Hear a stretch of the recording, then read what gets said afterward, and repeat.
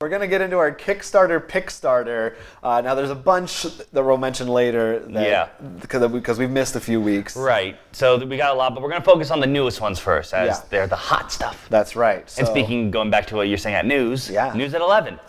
So this Kickstarter is really more of a party game. In fact, there really isn't a winner. The way the game works is you usually have a group of friends, and someone is the head anchor. And they'll go like, all right, Jonathan, how's the weather? And you'll have the weather card, but you also have another card, like a random topic, like Kraken, which you have to bring into your news report. Now, when you say the weather card... Like, you're talking weather, someone will be talking sports. Okay, like, okay. It just says weather on it. Right. Okay. But you'll have something else that's weird, like kitten or Kraken or something. Okay. And you have to fit that into your story. Okay. And that's the morning news. Then you'll have like an evening news where you all get another card. So then you'll have to do like maybe Krakens and hot dogs. Okay. So like it pretty much your story gets wilder and wilder. It kind of sounds like the Whose Line game. It honestly, that's what made me think, because as soon as it said choose a head anchor, all I could think of was Con Mockery doing something that's really good. Yeah, in front of the green screen. Yeah, those are classic. No, not that. Like when they do the news team, he's always like the head anchor. Oh, and those are good too. Yeah, I thought of that's right. Two different games. Yeah. But I thought it was a really interesting one if you were looking for something more party and just fun to just make jokes and stuff, or drink, because I feel, of course, drinking always makes these kinds of games better. And for me, I was confused when I looked at this page because they use the @ symbol, and everything on my computer turns that into a Twitter link. And all these news at 11 that didn't go anywhere. Anyway, but the game itself is $19. So it sounds like a fun little party game if you like that kind of thing. And you're going 1 for 1. I didn't know how to say that, but you have another one right now. Yeah, much bigger. Called Zero Gravity. Yeah, I thought this was just an interesting one to look at. It's a miniatures game, just like your regular combat and stuff, and it takes place in sort of this futuristic gladiator stadium. But as you can see on the picture behind me, it's not 2D. They have magnets. You have this cube, which you play in, and you can actually go on the walls, and the miniatures have magnets. So when something says like you can shoot when you have the stick, like this far, you're not just measuring like this. You can measure up and hit something on the walls and stuff.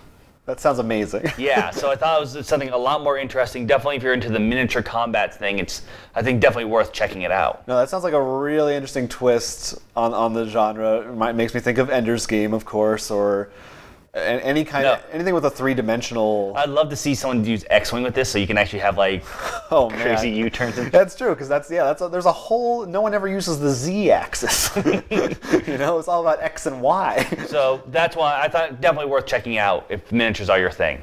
That sounds cool. As you said, it is a much bigger game. It goes for $106 for that core set. As miniatures tend to go. Hey, it comes with magnets. How do they even work? Okay. Old jokes. We won't, no more Juggalo. We don't want to get the community upset any more than we already have. Final big one. This is one we actually heard about a lot at Gen Con. They were really pushing their presence there at the show. It's actually on Indiegogo, not Kickstarter. So it's not a Kickstarter Pickstarter. That's right. It's an Indiegogo schmo. And this is an app called Dazed, D-I-Z-E-D, and it's a tutorial app for board games.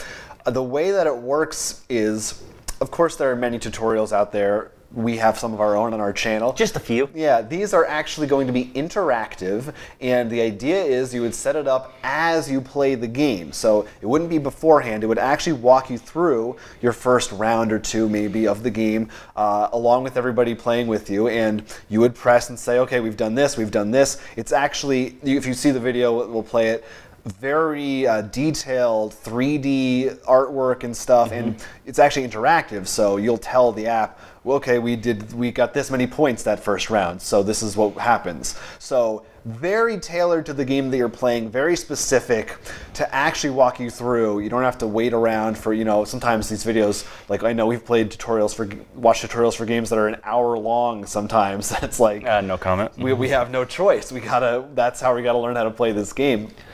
So this hopes to do away with that. Yeah, I mean, definitely something we're looking into. However, I will admit that while yes, that helps do away with the hour difference, sometimes like if you don't know something in that first move, it really sets you back. My easy example is Catan. If you don't know that you probably should place on these spots, you're going to be playing a very much harder game. That's so an interesting. I'm very curious how they deal with something like that. I think they'll try to walk you through that, and I do know there is a question feature in there, so you can, for instance, like, look up, search something, so it's not strictly just one video. They actually have multiple features.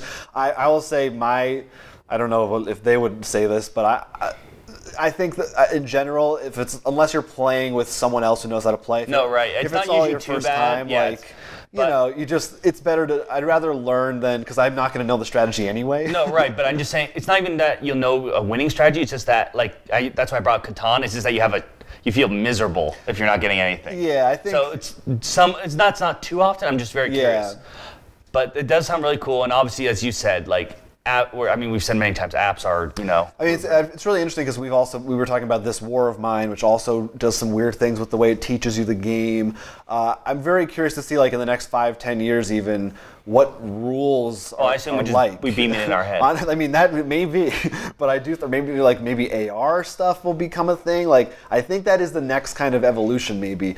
Anyway, you can back this on Indiegogo. It doesn't actually launch until next August, so it's a ways away because they're really going to try to get a ton of games installed on it. Now I'm just picturing, because you said AR and stuff, that I could tell you got something. Well, playing Werewolf, One Night Ultimate Werewolf or something like that, and you just look around and your thing can see the werewolf, and you just look at someone's face and you just see it turn into a werewolf or something. Sounds great. The way that the campaign works, you're not buying the app, you're buying credits, and you can either use them for one game, so you could buy a game tutorial and always have it, or you could do a monthly subscription where you have to pay a little each month, but you have access to all the tutorials at once. So it's an interesting way they're doing it. Whatever fits best for you.